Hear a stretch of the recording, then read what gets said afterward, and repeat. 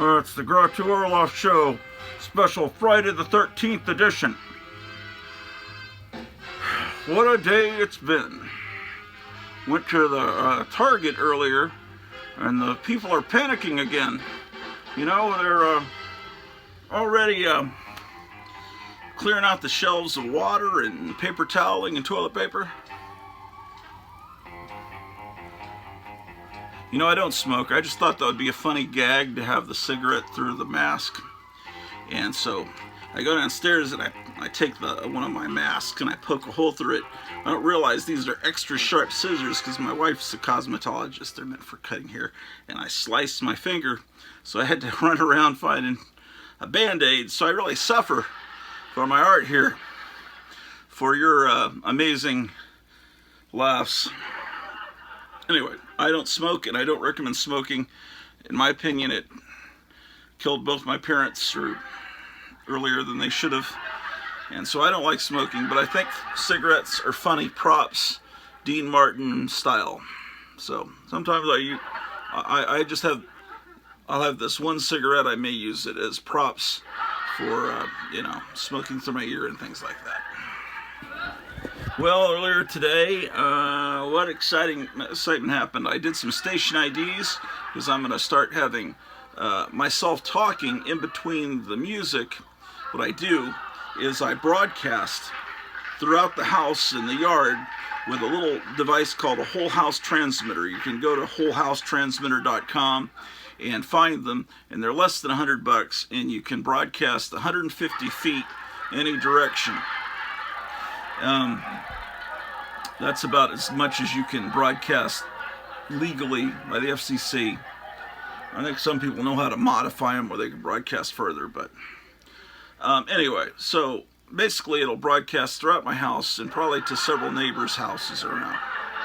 So I did some little station IDs, and then I'll put those in between the records, and then any radio that I listen to in the house, tuned to that frequency that I set it on, will hear my radio with me as the DJ. And so that's what that was about. So I did that.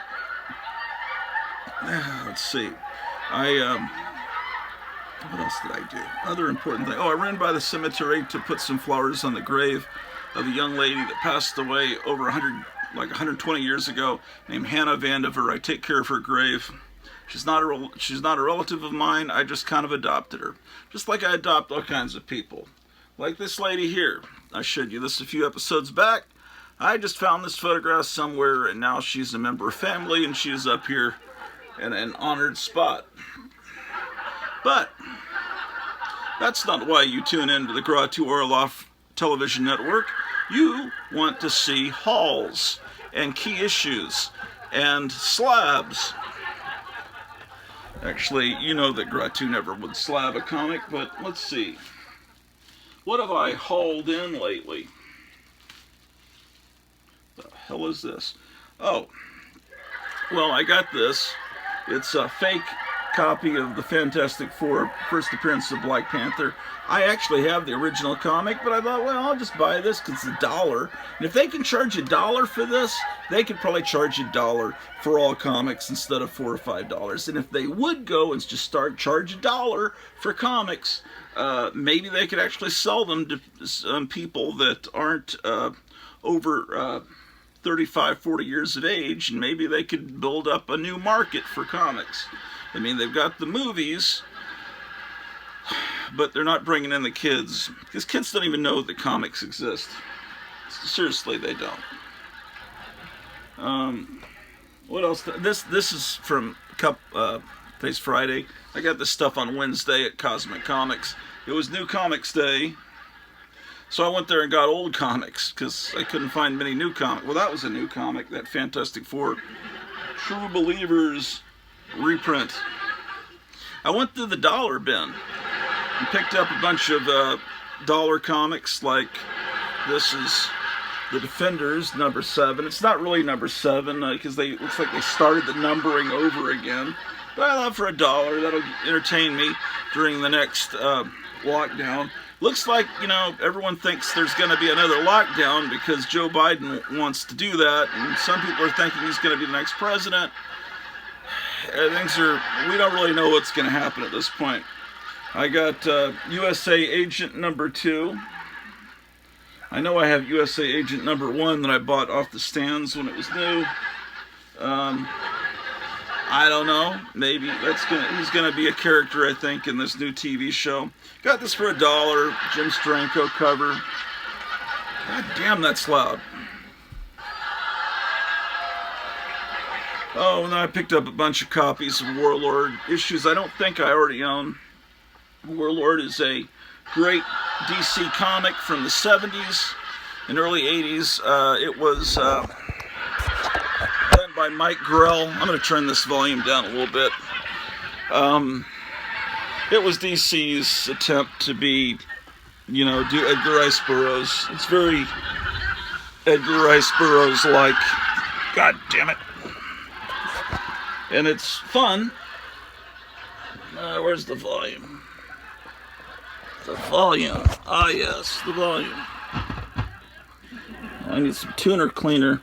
That volume button's makes a little bit of noise when you turn it.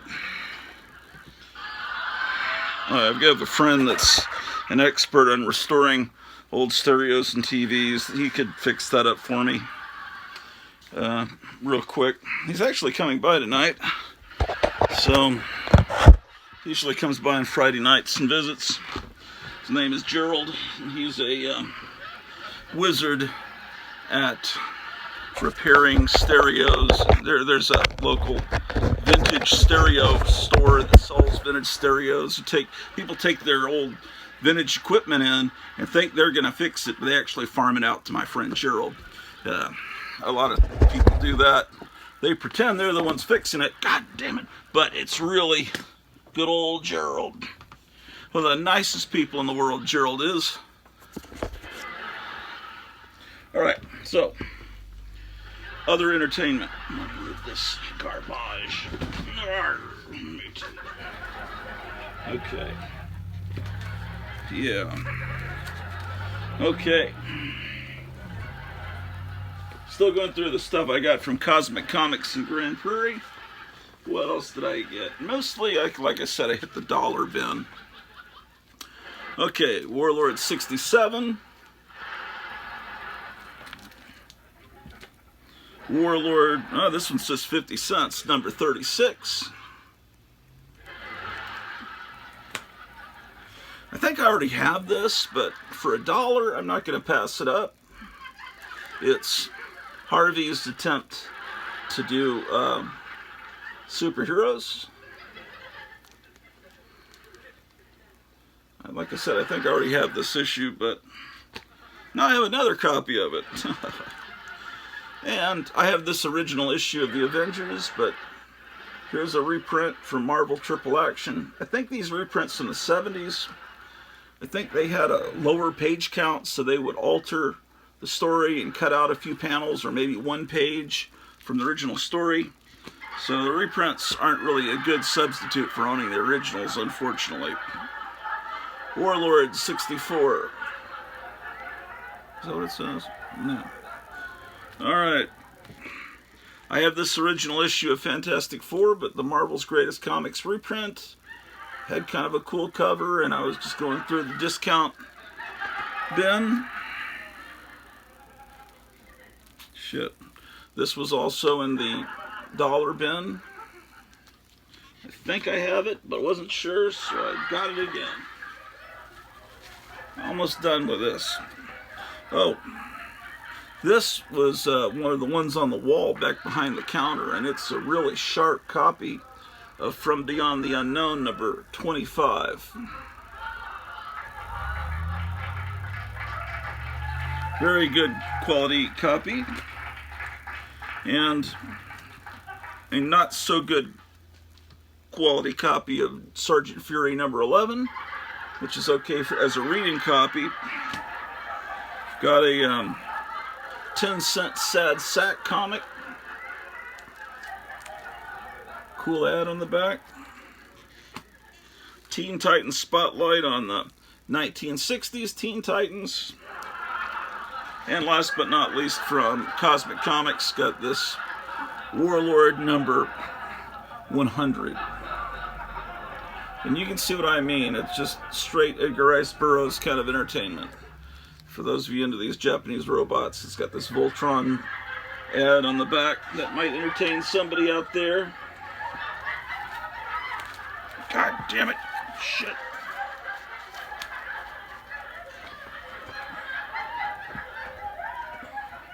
Got this in an estate sale a few weeks ago.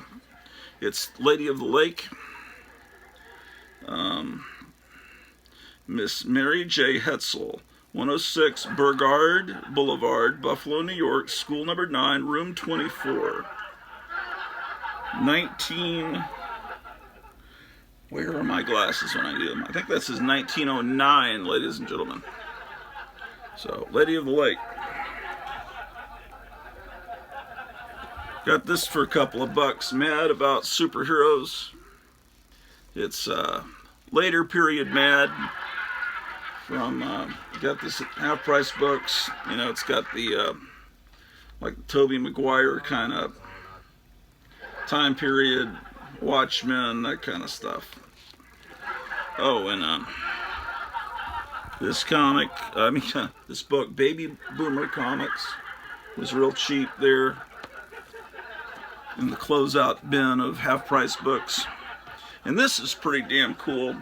This is showing up at Half Price Books, the Atomic Age Superman, and it features the Sunday strips from 56 to 59. So looks like that. Sunday strips reprinted.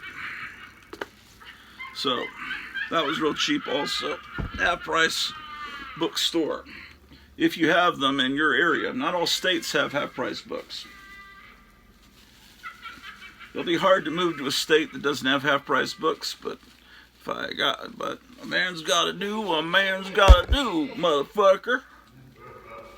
Sometimes a man has to move to a place where there are no half-price books. And you can't take it, you're just fucking pussy. Alright. Done. Oh, I had to go to the fucking doctor yesterday.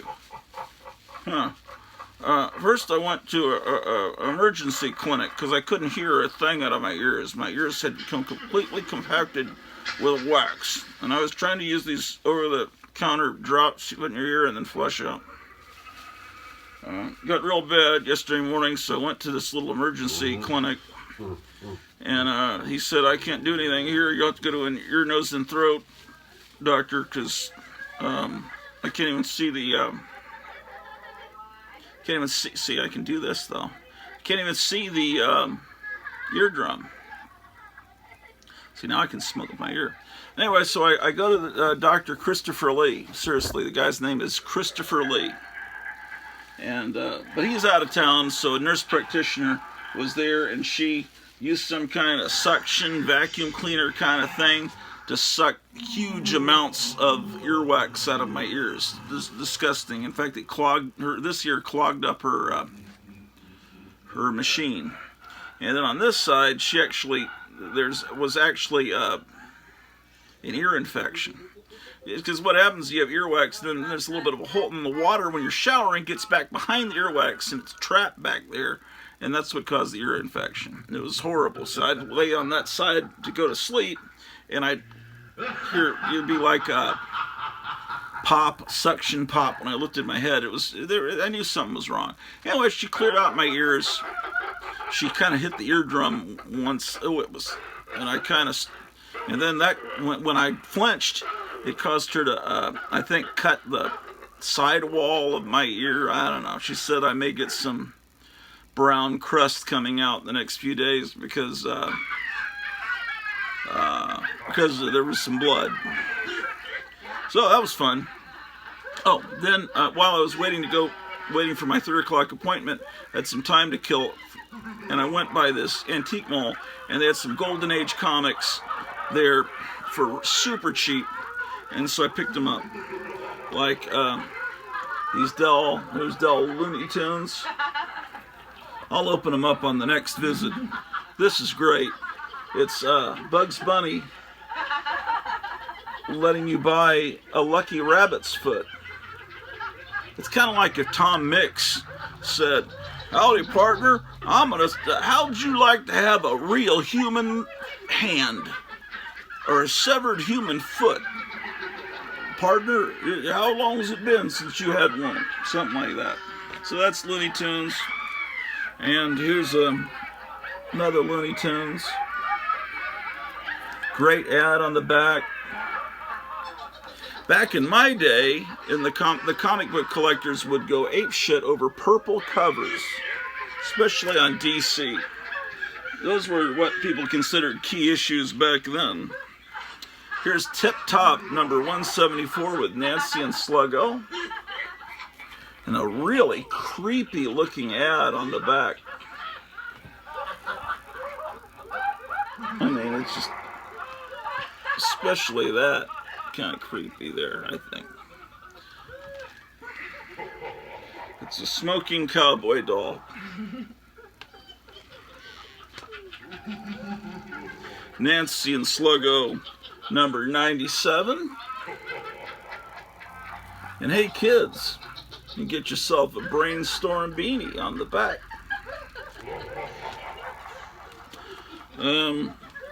Duck album, great art.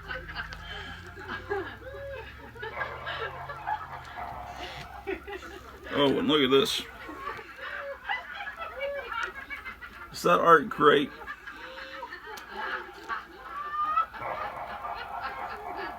Beautiful. Beautiful. I mean, you could frame that. And Rudy Kazootie, I swear I already own this. I'm not sure. But now I have a 3D Rudy Kazootie. This is like